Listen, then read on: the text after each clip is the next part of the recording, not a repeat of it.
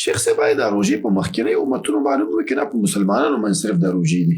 قرآن عظیم الشان کې الله تبارک و تعالی موږ ته خبر را کړي چې روزه په مخکنو امتونو باندې فرض وا. الله تبارک و تعالی قرآن کې فرمایي یا ایها الذین آمنوا کتب علیکم الصیام کما کتب علی الذین من قبلکم لعلکم تتقون.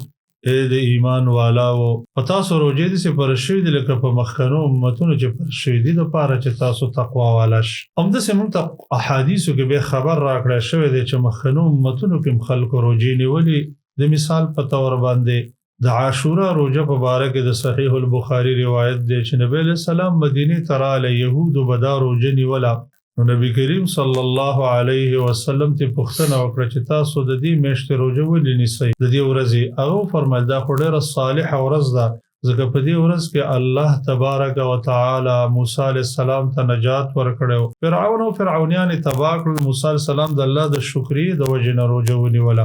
وګوره موسی علیه السلام روژه ونیوله، نبي علیه السلام ویل موږ خو ډېر حقدار یو په متابعدارۍ د موسی علیه السلام. همداسې د داود علیه السلام په باره کې راځي رسول الله صلی الله علیه وسلم فرمایي احب الصلاة الى الله صلاة داود واحب الصيام الى الله عز وجل صيام داود. په تهجدو کې بهترین تهجد الله ته د داود علیه السلام او بهترین روزیم الله ته د داود علیه السلام. د داود علیه السلام د روزو په باره کې فرمایي کان یصوم یوما ويفطر یوما.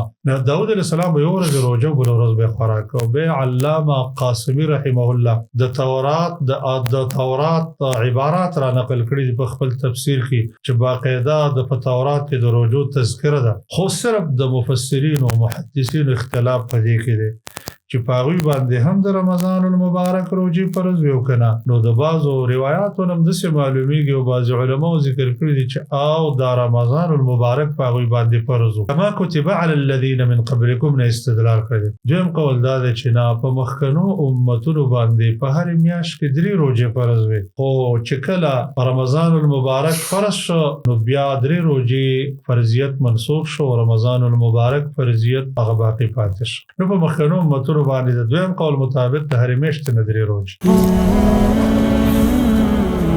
Don't forget to like, share and subscribe. Rana Studio Podcast.